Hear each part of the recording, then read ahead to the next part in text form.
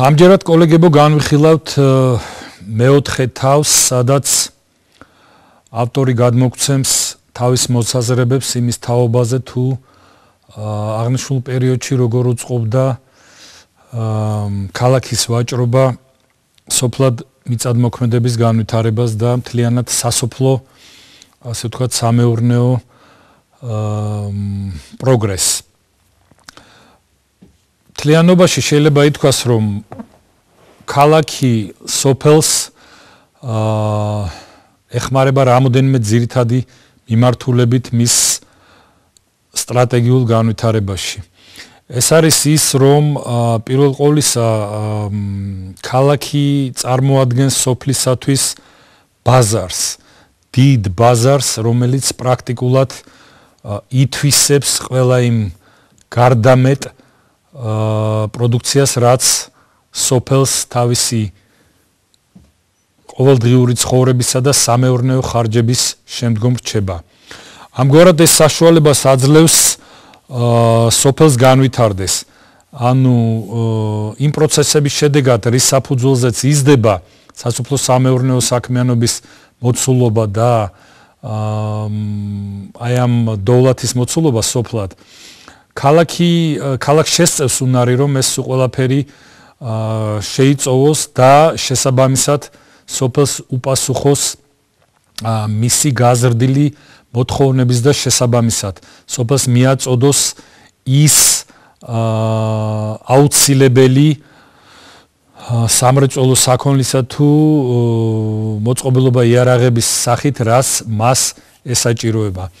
ამგვარად ფაქტიურად სოფლისათვის ქალაქი წარმოადგენს განვითარების აუცილებელ პირობას, რომლის გარეშეც მისი დაჩქარებული განვითარება და მისი რესურსების სრულად ათვისება წარმოუდგენელია. მეორე საკითხი გახლავთ ის, რომ ის რაც აკუმულირდება ქალაქში მრეწველობის, თქვათ, აი მანუფაქტურული საქმიანობის განვითარების შედეგად, ეს ყველაფერი კაპიტალის სახით უბრუნდება სოფელს. ჩვენ აღვნიშნეთ იმის თაობაზე, რომ არა მარტო სამეურნეო მიზანშეწონილობა არის ამისა, თუ რამდენად მომგებიანი და უკუგებიანი იქნება ეს კაპიტალდაბანდება სოფელში, არამედ რეპუტაციის თვალსაზრისითაც კი იგივე თუნდაც ჩრდილოეთ ამერიკის კოლონიებში ხელოსნები ყოველთვის ცდილობდნენ, რომ თავიანთი მონაჭარბი, ეგრეთ წოდებული გარდამეტი და დაგროვილი კაპიტალი მიემართათ სასოფლო სამეურნეო კაპიტალის შესაძენად, რესურსების შესაძენად, მიწის შესაძენად. რამე თუ აქ არსებობდა ორი ძირითადი მოტივი. ერთი ის, რომ სოფლის, ასე ვთქვათ, სასოფლო მიწების ქონა და სიმდიდრის ქონა სოფლად აღიქმებოდა როგორც სიახლოვე თავისუფლებასთან და დამოუკიდებლობასთან. და მეორე ის, რომ ამას გააჩნდა თავისი ეკონომიკური მოსაზრება, სამეურნეო მოსაზრება, ძალიან დიდი პროგრესი იყო სასოფლო სამეურნეო იმ ეპოქაში ჩრდილოეთ ამერიკაში, ინგლისის ამერიკულ კოლონიებში და უკუგების თვალსაზრისით, რა თქმა უნდა, ეს ყველაფერი იყო მომგებიანი. არის ასევე ერთი ძირითადი ფაქტორი, რომელიც განაპირობებს შესაძლოა იმ ეპოქისათვის ყველაზე ღირებულ და მეტ ეფექტს სოფლისათვის, რისი მიცემაც ქალაქს შეუძლია. ეს არის წესრიგისა და გონივრული მმართველობის გადაცემა და დამკვიდრება სოფლად. ანუ სოფელ ქალაქის ურთიერთობაში ქალაქიდან უკვე შედიოდა გონივრული მმართველობის პრინციპები და ზემოქმედება სოფლის როგორც მაცხოვრებელზე, ჩვეულებრივ გლეხობაზე, ფერმერებზე, ასევე იმ დიდგვაროვნებზე, რომლის შესახებაცაც ჩვენ თქვით, რომ დრო და დრო და ძალზედ ხშირად ისინი იყვნენ შემაფერხებელი ფაქტორი საერთოდ საზოგადოების პროგრესისათვის. აი ამ ფაქტორების გათვალისწინებით შესაძლებელია ითქვას, რომ ქალაქმა ძალზე დიდი როლი ითამაშა სოფლის განვითარებაში და სახეცვლილებაში, რომელსაც აი იმ პერიოდის, ასე ვთქვათ, იმ ეპოქის სოფელი განიცდიდა მისი განვითარების თვალსაზრისით. თუმცა უნდა ითქვას ასევე იმის შესახებ, რომ ყველა სასოფლო არეალს და ტერიტორიებს თავის გეოგრაფიული, ასე ვთქვათ, სპეციფიკიდან გამომდინარე და პროგრესის სხვადასხვა ხარისხიდან გამომდინარე, არ ქონდა საშუალება იმისა, რომ ჩაბმულიყო აქტიურად ვაჭრობაში. ანუ ეს აღებმიცემობა განვითარებული იყო. შესაბამისად, ეს იყო ძირითადი განმაპირობებელი ფაქტორი იმისა, რომ სოფელი განიცდიდა მნიშვნელოვან ჩამორჩენას. სწორედ იმ ადგილებში იყო ყოველგვარი უარყოფითი ჩამორჩენილი, რაც კი ზოგადად ჩვენ შეგვეძლო გვენახა სოფელში და რაც დამახასიათებელი იყო სასოფლო ცხოვრებისათვის. იქ სადაც არ იყო აღებმიცემობა ქალაქსა და სოფელს შორის განვითარებით, შეიძლება ითქვას, რომ სოფელი გარკვეულწილად ჭაობდებოდა. და აქ ზედაპირზე ამოდიოდა ეს ჩვეულებრივი ურთიერთობები, უარყოფითი და მძიმე ურთიერთობები, რაც არსებობდა სოფლის შიგნით და სასოფლო ცხოვრების მოდელში. კერძოდ საუბარია იმაზე, რომ დიდგვაროვანთა ქცევა, ცევის ნორმა აი აქ უფრო განსხვავებული იყო.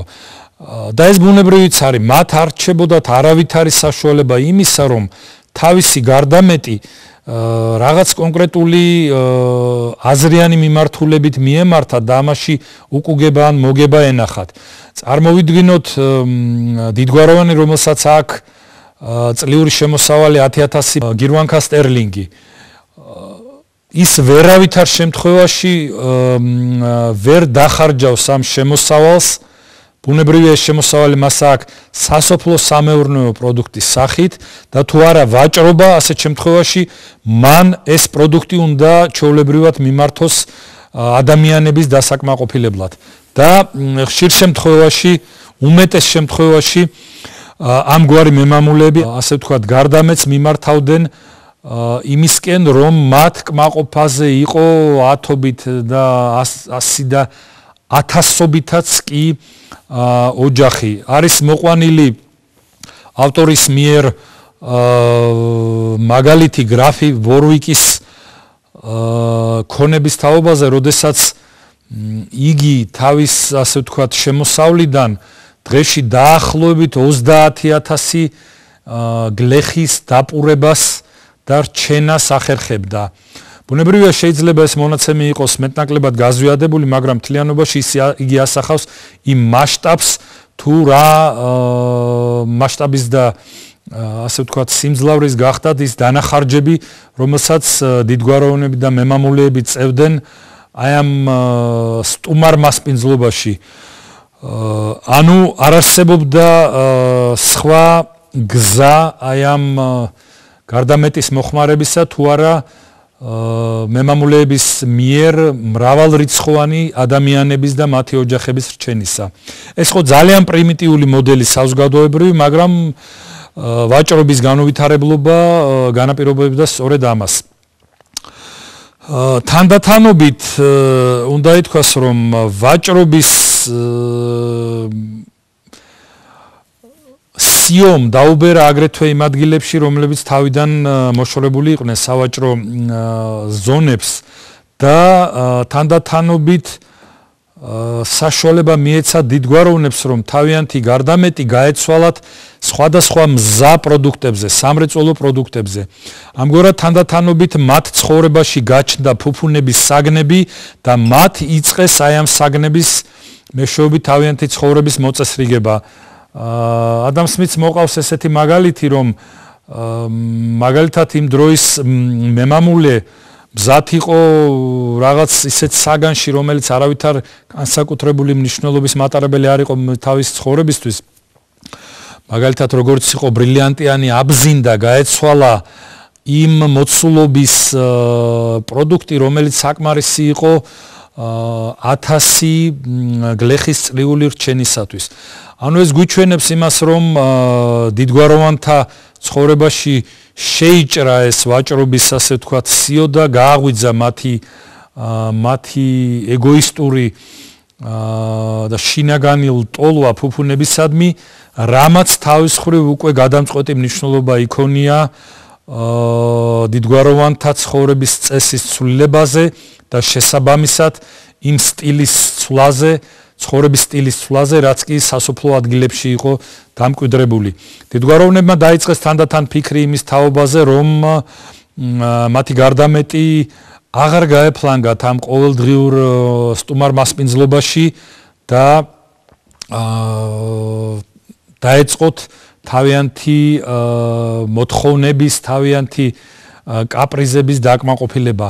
რასაც თავისთავად მოსდევდა ის, რომ ადამიანები, რიცხვი ადამიანებისა, რომლებიც დამოკიდებული იყვნენ მათზე სასიცოცხლო, თანდათან მცირდებოდა.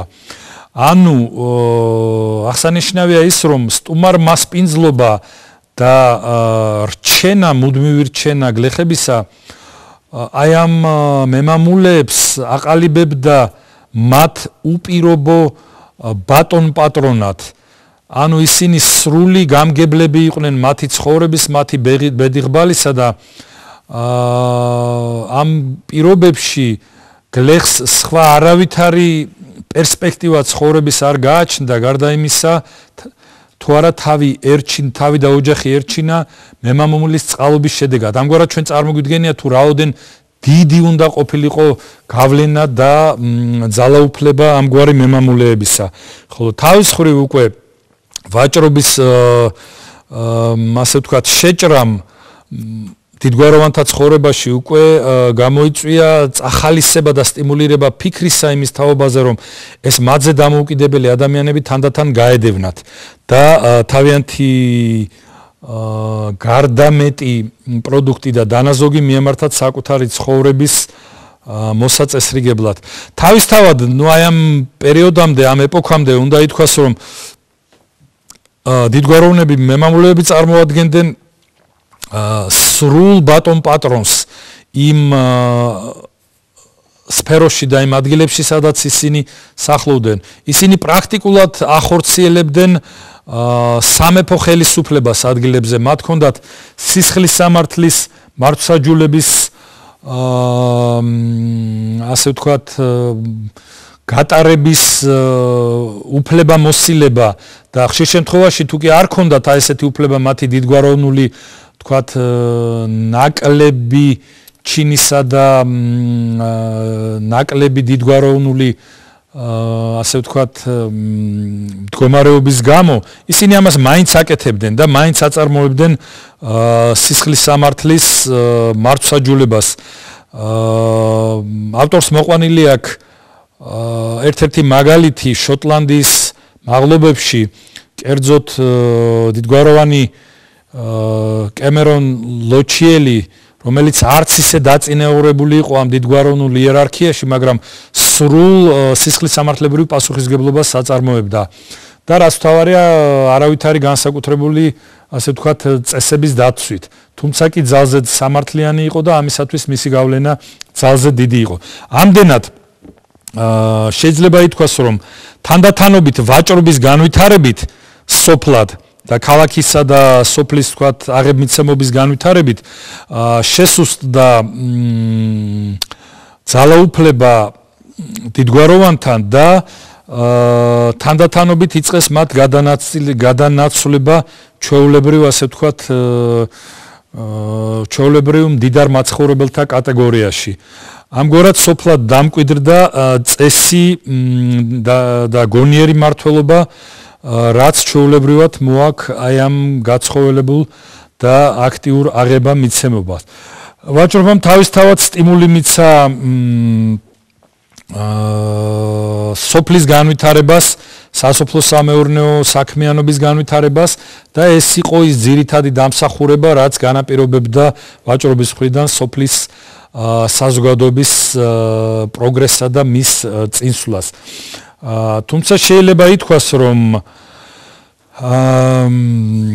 სასოფლო სამეურნეო პოლიტიკა მთლიანობაში ყველგან ევროპაში არ იყო ისე პროგრესული, როგორც იყო ინგლისში და ჩვენ არაერთხელ აღნიშნეთ, როგორც ადამ სმითის სიმპათია ინგლისური სისტემის მიმართ, ასევე რეალურად მისი პროგრესული მოდელი, ის მოდელი, რითაც მთლიანობაში ეკონომიკა მრეწველობა, მანუფაქტურის ხელშეწყობა თუ სასოფლო სამეურნეო აქტივობა იმართებოდა ინგლისში. გარდა ამისა, ინგლისში იყო მრავალი ხელშეწყობი ფაქტორი იმ თვალსაზრისით, რომ თავად სპეციფიკა, ტერიტორიული, გეოგრაფიული სპეციფიკა, სამდინარო ტრანსპორტისა და გადაადგილების ინტენსიური ქსელი საშუალებას აძლევდა ინგლისში, რომ ვაჭრობა აქტიურად შესულიყო და ხელი შეეწყო სასოფლო ტერიტორიების განვითარებას და ამგვარად სასოფლო სამეურნეო აქტივობის განვითარებას. თუმცა კანონმდებლობა, თქვათ, სხვა ქვეყნებში იყო ნაკლებად პროგრესული და შესაბამისად ვერ უწევდა ისე დახმარებას სოფლის მეურნეობას, როგორც ინგლისში. მთლიანობაში შეიძლება ითქვას, რომ საბოლოო ჯამში ავტორს ასევე შემოაქვს კიდევ ერთხელ ის კონცეფცია, რაც მან ჩამოაყალიბა ამ ასე ვთქვათ, წიგნის, მესამე წიგნის დასაწყისში, კაპიტალ დაბანდების რისკის თაობაზე და სასოფლო სამეურნეო საქმიანობას გამომდინარე იქიდან, რომ იგი ნაკლებად რისკიანია, მაინც გარკვეულწილად მნიშვნელოვანი სიმპათიით წარმოაჩენს და ხატავს ძალიან დიდ პერსპექტივას, რომელიც სასოფლო სამეურნეო საქმიანობის განვითარებას აქვს მომავალში, ასე ვთქვათ, დასავლეთ ევროპაში. მთლიანობაში შეგვიძლია შევაჯამოთ, რომ ერთ-ერთი მძლავრი ფაქტორი ბუნებრივია სოფლის მეურნეობის განვითარებისა, ეს იყო ქალაქის წარმოშობა, თუმცა აუცილებელია ითქვას, რომ ეს იყო ურთიერთგანმაპირობებელი ფაქტორი და ხელშემწყობი, ასე ვთქვათ, ელემენტები, რამაც დასავლეთ ევროპის ქვეყნებში უზრუნველყო წისვლა, როგორც სასოფლო სამეურნეო ტერიტორიების და ადგილებისა, ასევე ქალაქის.